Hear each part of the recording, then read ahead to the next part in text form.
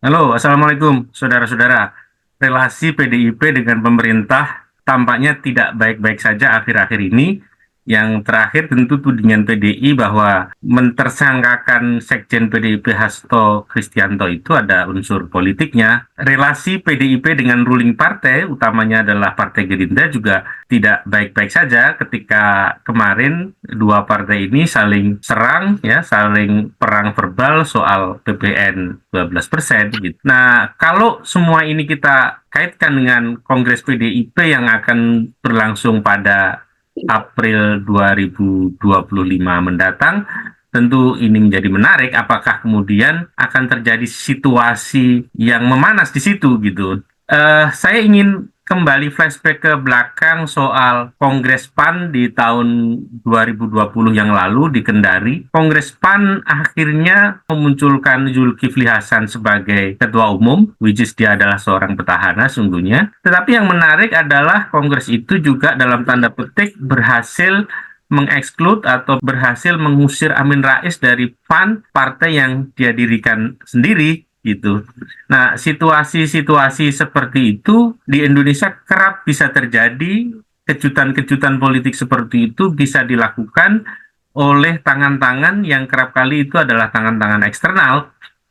Kalau merujuk pada peristiwa itu, kita tentu patut mencermati apa yang akan terjadi pada Kongres PDIP April 2025 mendatang. Di PDIP misalnya muncul istilah diawut-awut misalnya. Ada kekhawatiran besar dari partai ini untuk diawut-awut oleh pemegang kekuasaan misalnya. Situasi-situasi ini tentu dari sisi berita politik adalah menarik perhatian, tetapi bagi orang-orang di PDIP adalah sebuah kekhawatiran. Kita akan menganalisis bagaimana potensi mengamin raiskan Megawati di Kongres PDIP April 2025 mendatang. Kita akan membahasnya dengan Bung Halili Hasan, dosen dan peneliti politik yang juga pegiat hak asasi manusia. Apa kabar, Bung Halili? Kabar baik, Bung Ali. Kabar baik. Iya, Bung, ini PDIP yang mau kongres, tetapi justru hari-hari ini atau beberapa bulan sebelum dilakukan kongres, kita sudah melihat nih ada semacam gesekan serius antara PDIP dengan kekuasaan gitu, Bung. Anda melihat bagaimana kemudian kongres PDIP nanti itu akan diaut-aut gitu dalam bahasa yang kita dengar akhir-akhir ini, Bung? Saya kira begini, Bung. Jadi memang ada potensi untuk Megawati Amin Raiskan gitu. Paling tidak karena beberapa hal. Pertama, kenyamanan politik gitu ya, terutama pada ruling party, pada presiden itu satu faktor yang menurut saya akan sangat menentukan ya bagaimana satu partai politik itu lalu direspons oleh kacamata elit partai dominan, elit kekuasaan dominan dalam hal ini presiden dan ya kekuatan politik di sekitarnya, gitu, termasuk wakil presiden dan mantan presiden gitu ya. Itu satu, kenyamanan politik itu. Dan kalau kita hitung dari sisi kenyamanan politik, memang belakangan ada tensi yang agak sulit untuk tidak menjelaskan terjadi ketidaknyamanan gitu ya. Maka penggunaan kata nyaman itu kan dipakai oleh Presiden Prabowo ya, ketika dia mengafirmasi secara khusus eksistensi atau keberadaan dari Puan Maharani gitu ya. Nah, saya nyaman kalau karena ada Mbak Puan di sini misalnya, itu satu satu pilihan diksi gitu ya, satu uh, parafrase yang menjelaskan narasi tentang bahwa kenyamanan itu satu faktor. Tapi yang lain selain soal kenyamanan adalah yang pernah saya bilang di podcast kita sebelumnya soal konsolidasi internal. Agak berbeda memang dengan kecenderungan PAN ya waktu itu ketika mereka Kongres 2020, dan itu betul-betul kekuatannya itu ya 50-50, Bung. Itu ya. Karena kita melihat misalnya faktor Amin Rais sebagai pendiri PAN itu kan juga melemah karena dia ditinggalkan juga oleh pendiri partai politik yang lain, pendiri PAN yang lain waktu itu kan sudah banyak meninggalkan dia karena mereka tidak nyaman dengan political standing yang diekspresikan oleh Amin Rais pada waktu itu gitu. Ini agak berbeda dengan konsolidasi di internal PDI Perjuangan. Jadi PDI Perjuangan itu secara eksternal memang berhadapan dengan fenomena ketidaknyamanan elit kekuasaan yang sedang memimpin, tapi di sisi yang lain di internal friksi itu tidak cukup kuat ya untuk kemudian Megawati itu kita persamakan dengan Amin Rais pada waktu itu gitu. Jadi Megawati itu masih sangat kokoh sekali gitu ya, kuat sekali. Kalau kemarin saya bicara soal faksionalisasi internal, faksi itu kan tetap berada pada pada kekuatan Trasukarno lah, gitu ya, pada kekuatan Trasukarno dan Trasukarno itu ya selain Mega itu tinggal dua kan anak beliau ya, satu Puan satu Prananda kan tinggal itu. Jadi faksionalisasi pada aspek internal itu tidak sekuat saat PAN dikooptasi oleh kekuasaan. Maka pertanyaan kritisnya kemudian kalau situasinya demikian, apakah mungkin Megawati Amin Rais kan? Mungkin sekali. Jadi agendanya itu bukan kemudian mengaut-aut PDI Perjuangan dalam konteks kepentingan politik rezim hari ini, tetapi untuk kepentingan kenyamanan politik. Jadi mereka ingin membangun kenyamanan politik. Kenyamanan politik itu bisa dilakukan dengan misalnya menggeser Megawati. Tapi ya kita tahu Megawati sebenarnya secara pribadi itu dia persona yang sebenarnya tidak punya masalah sangat serius dengan Prabowo. Persoalan Megawati itu kan sebenarnya dengan Jokowi gitu, dan Jokowi sekarang tidak secara formal itu memimpin di Republik ini. Semuanya sekarang tergantung Prabowo. Hanya persoalannya itu kan di sekitar Megawati ini kan ada begitu banyak orang-orang yang keras, Bung, yang tadi saya bilang itu sangat mempengaruhi kenyamanan politik kekuasaan gitu ya. Misalnya orang seperti Hasto gitu ya, kemudian Deddy Sitorus, itu kan orang-orang yang dianggap sebagai mengganggu kenyamanan itu. Dan kalau kemudian ada agenda untuk mengaminraiskan Megawati, itu sebenarnya bisa diteruskan tuh kalimatnya. Mengaminraiskan Megawati dan lingkaran politik di sekitarnya yang membuat atau membangun ketidaknyamanan pada kekuasaan terhadap kepada PDI Perjuangan yang secara politik itu memilih untuk berada pada posisi formal sebagai oposisi. Kira-kira begitu, Bung Ali. Menarik, tadi Anda sempat menyebut Jokowi yang tidak lagi berkuasa, tetapi sebenarnya dia memiliki masalah dengan PDIP, dengan Megawati gitu. Yang menarik adalah Jokowi selalu aktif untuk merespon apapun yang terkait dengan PDIP gitu. Misalnya terakhir soal Hasto misalnya, Jokowi merespon soal itu meskipun dalam situasi ditanya wartawan, tetapi bukan tidak mungkin memang itu di set up juga gitu, bahwa Jokowi ingin terlihat terlibat langsung polemik soal PDIP gitu. Misalnya mengatakan bahwa ya hormati proses hukum, saya sudah pensiun segala macam. Tetapi dia mengambil posisi untuk bersuara dalam situasi seperti ini. Artinya dia ingin terus memperlihatkan keterlibatannya dalam dialektika ini, Bu. Bagaimana Anda melihat faktor Jokowi ini di dalam proses Kongres nanti? Soal Jokowi ini saya kira persis dengan perbincangan kita sebelumnya. Dia itu berada dalam posisi yang sangat tidak enjoy dengan pemecatan itu. Jadi kecil kemungkinan Jokowi itu untuk diam saja ketika dia dipecat. Saya sudah pernah mengatakan bahwa ini satu-satunya gitu dalam sejarah politik di Republik ini, seorang mantan presiden itu justru dipecat oleh partainya gitu. Dan pada bagian itu saya kira Jokowi tidak mungkin diam. Kita punya paling tidak dua hal yang membuat Jokowi itu pada akhirnya merasa bahwa dia terlibat dalam manuver-manuver itu sesuatu yang relevan. Pertama, karena ada anaknya gitu ya.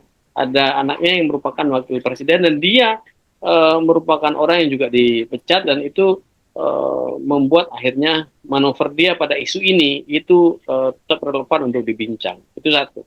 Yang kedua, soal jasa politik, Bung. Kalau kita bicara soal jasa politik Jokowi atas keterlibatan Prabowo itu besar sekali.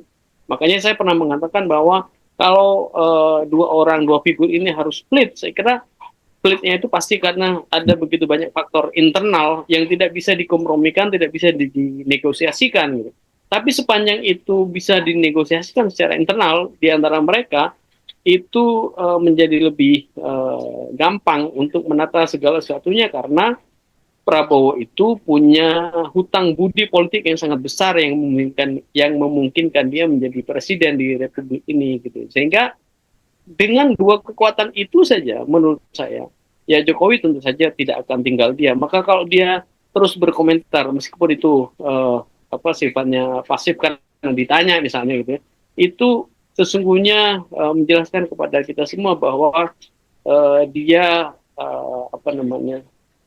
faktor lah ya dalam dinamika di internal PDI Perjuangan. Kira-kira begitu Bung Ali.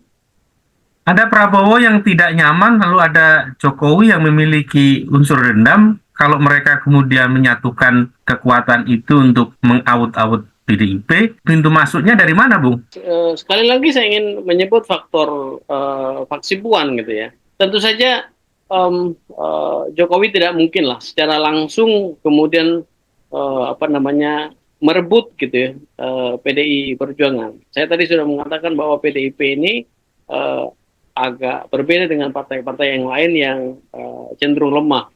Bahkan di perbincangan kita sebelumnya saya pernah mengatakan bahwa kelas PDIP itu di atas kelas Demokrat, P3, PAN dan seterusnya yang mostly mediocre itu. PDIP saya kira tidak berada pada posisi politik yang memungkinkan dia untuk secara langsung diawut-awut gitu ya oleh satu figur seperti Pak Jokowi gitu ya, yang dia uh, dipecat dari partai politiknya secara formal, dari PDIP secara formal. Agak berbeda ceritanya, Bung, kalau Jokowi itu belum dipecat. Makanya saya pernah mengatakan bahwa langkah pemecatan ini sebenarnya mitigasi agar dia tidak cawe-cawe, tidak awut-awut, tidak mengobok-obok gitu Kongres di 2025.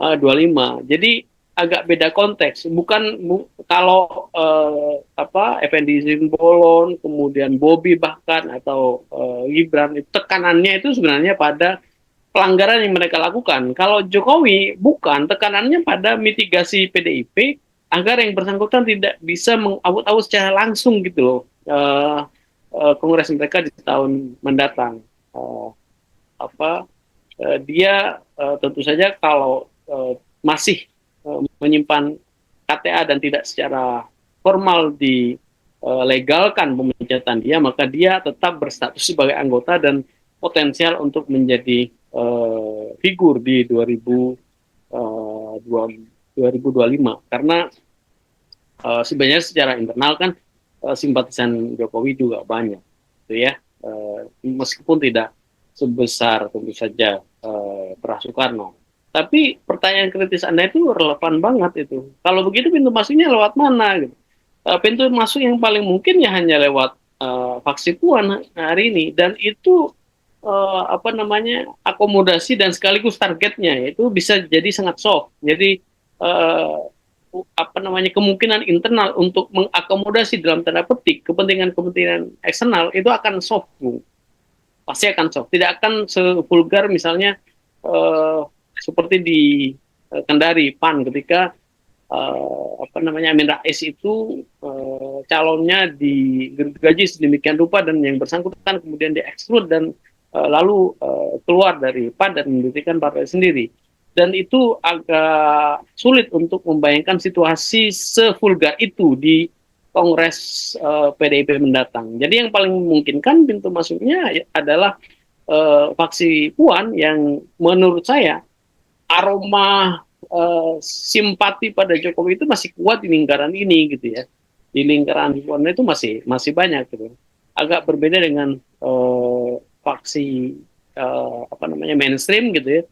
Ya kita sebut Megawati, kita sebut Hasto dan yang sekelompok itu yang satu jalur itu masih saya kira apa narasi kuatnya adalah anti Jokowi gitu ya. Anti Jokowi dan itu pasti diekspresikan dalam pilihan politik mereka di Kongres. Tapi pada faksi Puan, Bung, itu kuat tuh simpati kelompok politik pada faksi ini terhadap Jokowi gitu ya. Makanya kalau orang mempertanyakan misalnya komitmen faksi ini untuk all out pada Pilpres 2024 yang lalu di bulan Februari itu relevan orang-orang yang mempertanyakan itu, mempersoalkan itu. Bahkan di Pilkada Jawa Tengah kemarin kan mereka juga dipersoalkan apakah mereka all out faksi ini untuk memenangkan Andika misalnya. Itu pertanyaan publik yang juga relevan menurut saya kalau melihat bahwa simpati politisi di lingkaran faksi ini itu masih juga kuat sebenarnya terhadap Joko Widodo mantan presiden yang sudah dipecat secara formal dari partai mereka. Saya pikir begitu Bung Ali.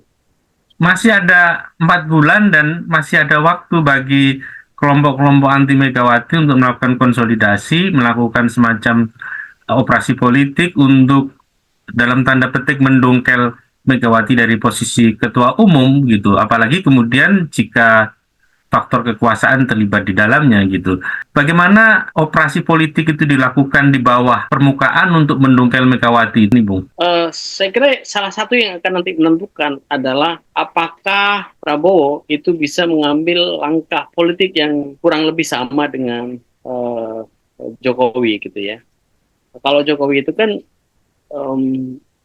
bukan hanya berbeda, tapi juga saya gunakan bahasa internal PDIP, mengkhianati partainya itu kan sesuatu yang biasa. Nah, kalau kita menggunakan hitung-hitungan personal individual, kan sebenarnya saya berkali-kali mengatakan bahwa tidak ada persoalan secara personal yang memungkinkan Prabowo itu sangat tega terhadap Megawati gitu ya. Tidak ada persoalan personal individual itu sebenarnya gitu. Kecuali kalau Prabowo meniru sepenuhnya atau 99% langkah Jokowi gitu. Kalau dia sangat dipengaruhi oleh Jokowi dan kemudian mengkhianati pertemanan dia, persahabatan dengan Megawati, hubungan baik dengan Megawati, ceritanya bisa lain. Ceritanya bisa lain. Bisa sangat gampang apa namanya kekuasaan yang sekarang dominan yaitu kekuasaan di bawah Prabowo untuk melakukan sesuatu di internal PDI Perjuangan di Kongres mereka 4 bulan mendatang. Jadi saya kira yang akan sangat menentukan hari ini adalah apakah Prabowo itu sangat kagum dan kemudian menapaktilasi langkah-langkah politik Jokowi. Kalau kemudian dia melakukan langkah itu, dia mengambil untuk meniru langkah-langkah politik, mengambil pilihan untuk meniru langkah-langkah politik Jokowi, saya kira menjadi sangat terbuka kans untuk kekuasaan lalu melakukan segala upaya untuk mengintrusi dinamika internal di PDI Perjuangan minimal dengan mempengaruhi faksi di internal PDIP untuk secara lebih cepat mendongkel Megawati atau yang sefaksi dengan dia. Kira-kira begitu Bung Ali. Oke Bang, jadi saya merefer pernyataan Anda di awal tadi bahwa potensi Megawati untuk diaminraiskan sangat terbuka, tetapi cara-caranya tidak akan mungkin seterbuka dan sebrutal apa yang terjadi di Kongres PAN 2020 yang lalu, begitu ya Bung ya? Ya. Oke Bung, terima kasih atas perbincangannya. Kita masih akan membincang topik-topik lainnya di waktu yang akan datang. Terima kasih Bung Alili. Sama-sama Bung Ali. Saudara-saudara, ikuti terus channel Politika 19, kritis, mencerdaskan. Terima kasih. Assalamualaikum warahmatullahi wabarakatuh.